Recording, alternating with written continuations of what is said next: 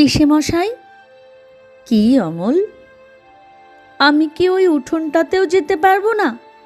না বাবা, ওই যেখানটাতে পিসিমা জাঁতা দিয়ে ডাল ভাঙেন, ওই দেখো না, যেখানে ভাঙা ডালের খুঁতগুলি দুই হাতে তুলে নিয়ে লেজের উপর ভর দিয়ে বসে কাঠবিড়ালি কুটুস কুটুস করে খাচ্ছে, ওখানে আমি যেতে পারবো না?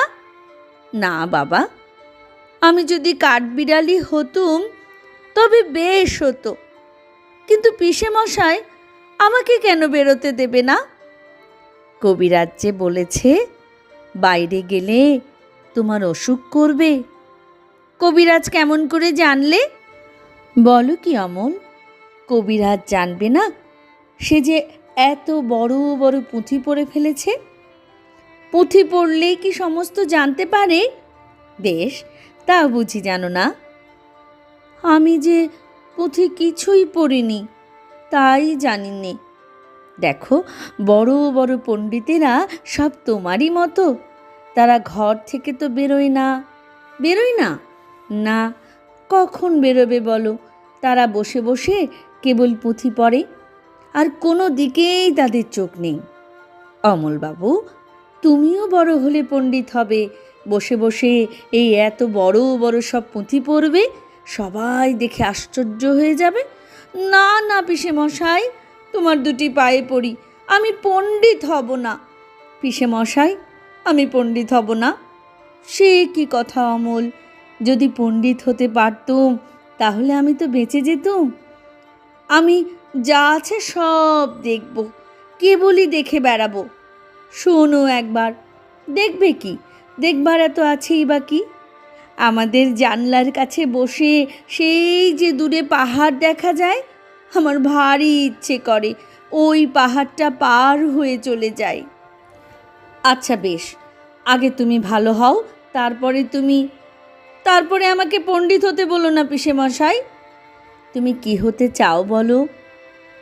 এখন আমার কিছু মনে পড়ছে না। আচ্ছা, আমি ভেবে বলবো। কিন্তু তুমি অমন করে যে সে বিদেশি লোককে ডেকে ডেকে কথা বলো না। বিদেশি লোক আমার ভারী ভালো লাগে। যদি তোমাকে ধরে নিয়ে যেত তাহলে তো সে বেশ হতো, কিন্তু আমাকে তো কেউ ধরে নিয়ে যায় না, সবাই কেবল বসিয়ে রেখে দেয়। আমার কাজ আছে, আমি চললুম, কিন্তু বাবা দেখো বাইরে যেন বেরিয়ে যেও না। যাব না, কিন্তু পিসেমশাই রাস্তার ধারের ওই ঘরটিতে আমি বসে থাকব। দই দই, ভালো দই। দইওয়ালা, দইওয়ালা, ও দইওয়ালা, ডাকছো কেন? দই কিনবে? কেমন করে কিনবো? আমার তো পয়সা নেই। কেমন ছেলে তুমি, কিনবে না তো আমার বেলা বইয়ে দাও কেন? আমি যদি তোমার সঙ্গে চলে যেতে পারতুম তো যেতুম। আমার সঙ্গে?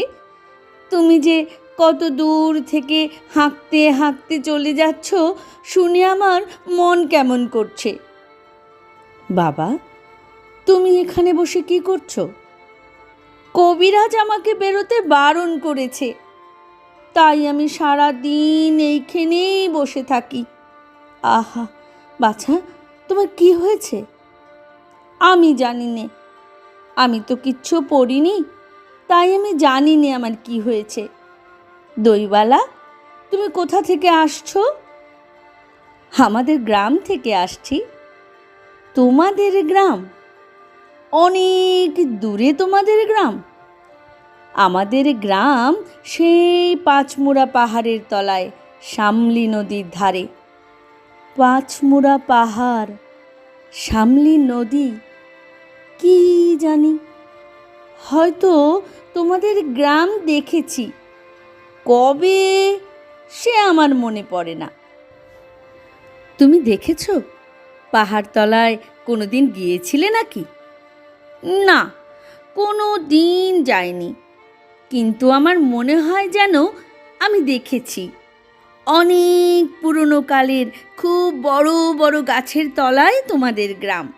একটি লাল রঙের রাস্তার ধারে, না?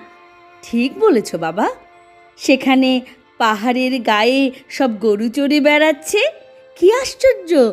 ঠিক বলছো, আমাদের গ্রামে গরু চড়ে বই কি বাবা, খুব চড়ে।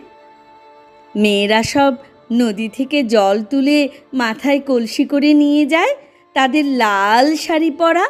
বাবা, ঠিক কথা, আমাদের সব গয়লাপাড়ার মেয়েরা নদী থেকে জল তুলে তো নিয়ে যাই, তবে কিনা তারা সবাই যে লাল শাড়ি পরে তা নয়। কিন্তু বাবা, তুমি নিশ্চয়ই কোনো দিন সেখানে বেড়াতে গিয়েছিলে। সত্যি বলছি দইওয়ালা, আমি একদিনও যাইনি। কবিরাজ যেদিন আমাকে বাইরে যেতে বলবে সেদিন তুমি নিয়ে যাবে তোমাদের গ্রামে। যাব বই কি বাবা, খুব নিয়ে যাব। আমাকে তোমার মতো ওই রকম দই বেচতে শিখিয়ে দিও, ওই রকম বাঁক কাঁধে নিয়ে, ওই রকম খুব দূরের রাস্তা দিয়ে। মরে যাই, দই বেচতে যাবে কেন বাবা? এত এত পুঁথি পড়ে তুমি পণ্ডিত হয়ে উঠবে। না না, আমি কখনো পণ্ডিত হব না। আমি তোমাদের রাঙা রাস্তার ধারে, তোমাদের বুড়ো বটের তলায় গোয়ালপাড়া থেকে দই নিয়ে এসে দূরে দূরে গ্রামে গ্রামে বেচে বেচে বেড়াবো। কীরকম করে তুমি বলো? দই দই দই, ভালো দই। আমাকে সুরটা শিখিয়ে দাও। হায় পোড়া কপাল, এ সুরও কি শেখাবার সুর? না না, ও আমার শুনতে খুব ভালো লাগে। আকাশের খুব শেষ থেকে যেমন পাখির ডাক শুনলে মন উদাস হয়ে যায়, তেমনি ওই রাস্তার মোড় থেকে ওই গাছের সারির মধ্য দিয়ে যখন তোমার ডাক আসছিল, আমার মনে হচ্ছিল, কি জানি কি মনে হচ্ছিল। বাবা, এক ভাঁড় দই তুমি খাও। আমার তো পয়সা নেই। না না না না না, পয়সার কথা বলো না। তুমি আমার দই একটু খেলে আমি কত খুশি হব। তোমার কি অনেক দেরি হয়ে গেল? কিচ্ছু দেরি হয়নি বাবা, আমার কোনো লোকসান হয়নি। দই বেচতে যে কত সুখ, সে তোমার কাছে শিখে নিলুম।